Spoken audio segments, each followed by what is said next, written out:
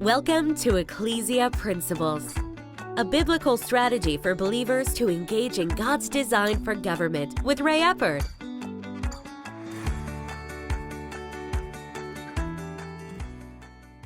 Hello, glad you could join us again today. We're continuing to talk about the balance between self-government and centralization.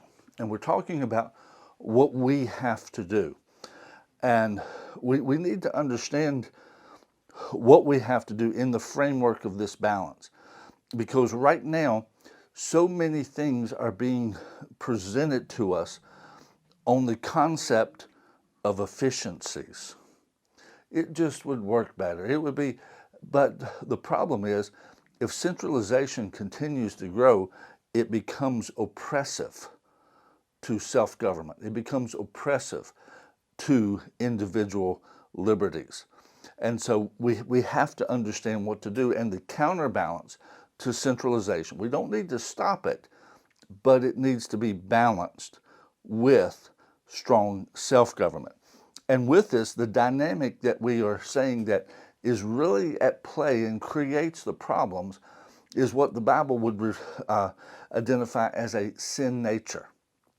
Romans 7:23, but I see another law in my members, warring against the law of my mind and bringing me into captivity to the law of sin which is in my members. And I want to point out that phrase there where he says, warring against the law of my mind. The sin nature can actually cause a person they understand that this could be detrimental to them. But because of the desires of the flesh, the sin nature, I'm going to go ahead and do this. And we see it in society every day. That sin nature pushes even against good, rational thinking, even when the person understands it. Because it might be that this could work out good. And so I'm going to take the risk. And the sin nature is what drives the negatives of everything that we deal with. Now, with this, in knowing what to do, we started looking yesterday at some of the things regarding the Bill of Rights. Because the concept is that our founders, when establishing a nation, the Declaration of Independence, they come together.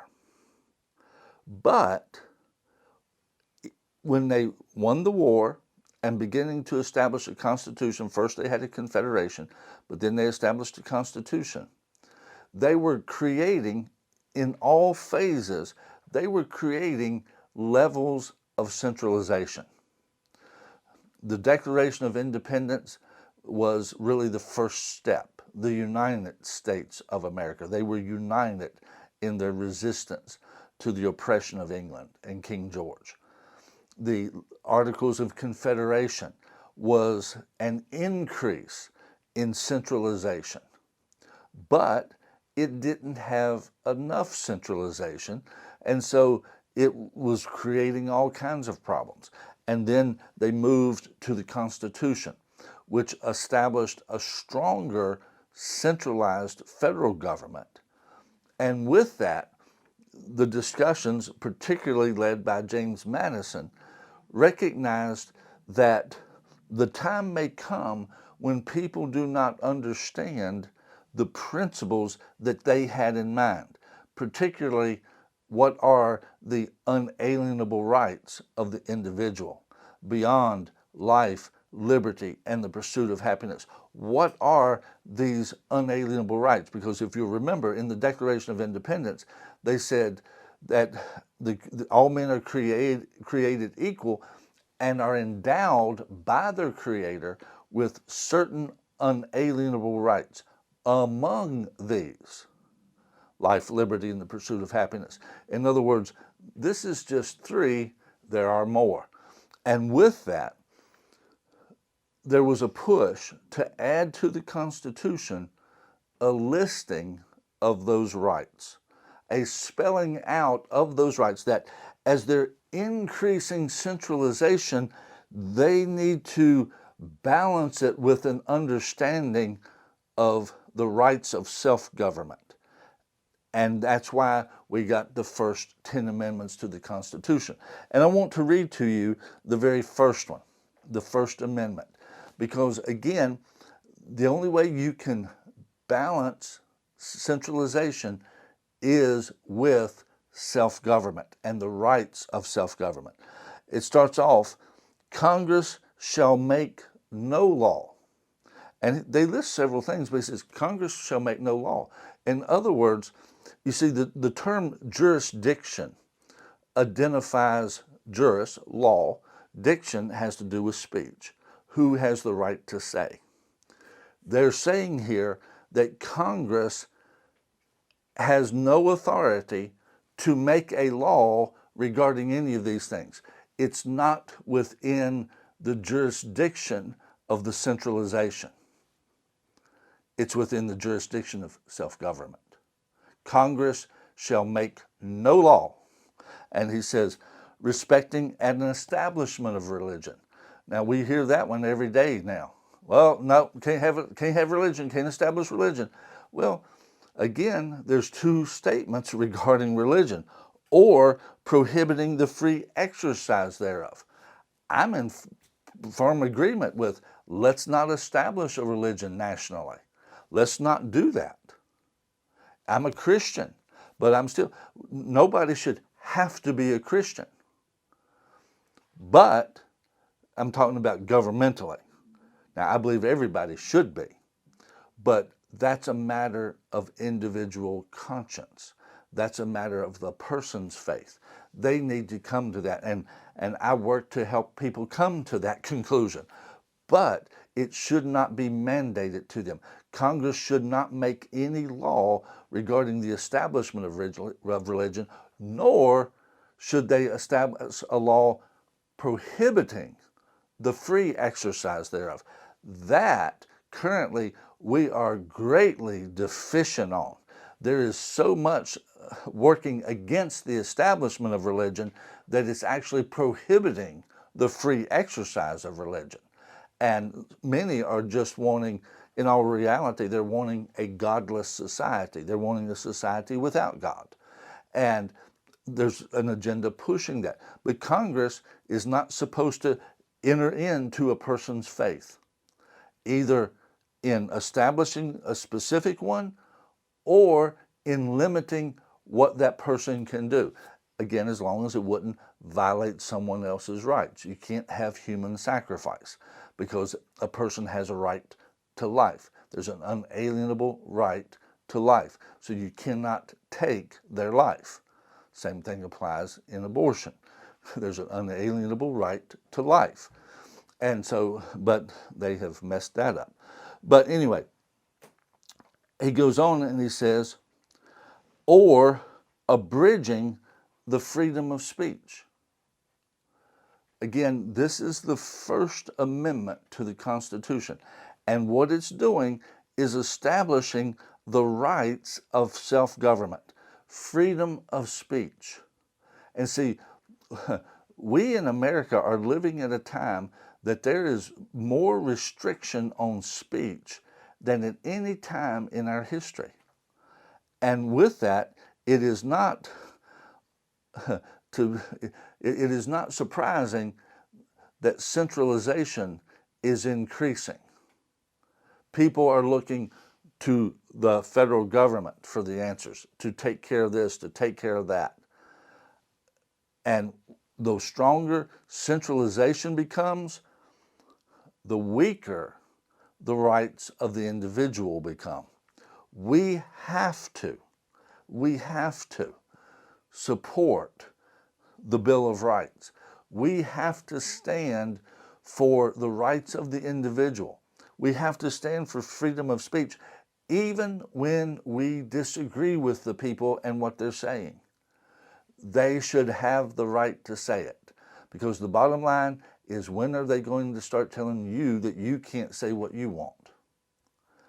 If centralization is allowed to dictate who can say what, individual liberties are gone. We have to counterbalance. Centralization is good, but we have to ensure every step of the way self-government and its rights are there and in place and intact. That's the only way that really liberty can stay in place and things continue to advance. And it goes on and it says, or of the press, freedom of the press to speak. They're actually supposed to be holding government accountable. Boy, would to God that that day came back, that we would have a press that would actually hold the government accountable for what they do.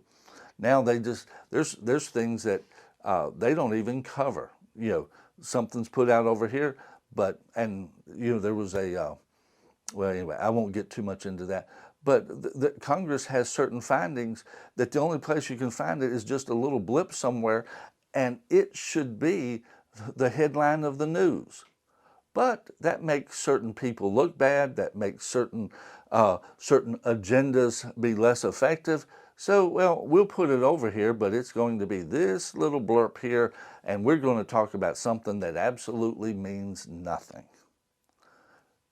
And it's distractions is all that largely comes down to. Or of the right of the people peaceably to assemble and to petition the government for a redress of grievances. See, this, again, is the First Amendment. When the founders were creating a stronger centralized government, again, Declaration was the first move toward centralization. Articles of Confederation was the second move towards centralization. The Constitution ended up being what we have now had for well over 200 years as the centralization of our government. But they put in 10 amendments to the Constitution establishing the rights of self-government, the rights of the individual, because that's the only thing that can counterbalance an increased growth in centralization. Over time,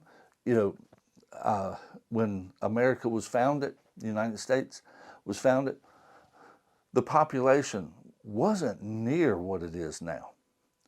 And so with that, as the population grows, then obviously the power of centralization grows. Historically, we have maintained the rights of self-government, those 10 amendments. But in the last several years, well, actually probably the last couple of decades, they have been gradually being whittled away. And ultimately, if the rights of the individual, if that balance between self-government and centralization, if that's not kept, if it's not kept, then again, as I've stated, the only thing left is for centralization to oppress the masses. That is where it would have to go. It would just by default go there. And again, why? Because of the sin nature of man. It is a spiritual dynamic that's at play in this. And we have to understand that, and I'm talking here from a Christian perspective, but I'm also talking about it from a real world perspective. You look at the world, you can see there is a sin nature. And we have to maintain that balance. If we don't maintain it, that power is going to squash individual liberty, and you will end up with either one person in charge or a small group of people in charge who are protecting one another. We have to support the individual rights listed in the Bill of Rights. God bless you. See you tomorrow.